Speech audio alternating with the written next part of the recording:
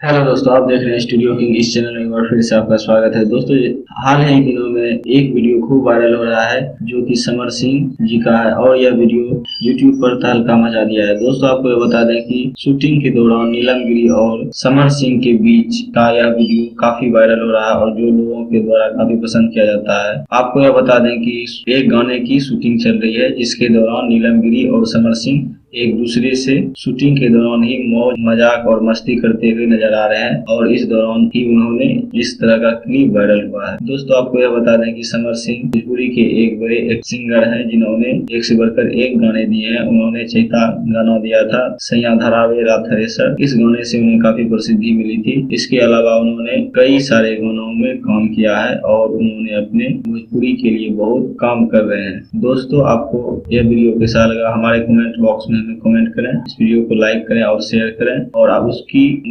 उसकी मॉडल नीलम गिरी भी बहुत ही हॉट और खूबसूरत है जो कि समर सिंह के साथ काम कर रही है और इसका वीडियो और audio world wide record Bhojpuri YouTube channel पर आएगा। आप वहां जाकर इसे चेकआउट भी कर सकते हैं। तो इस वीडियो को आप स्टार्ट करते हैं।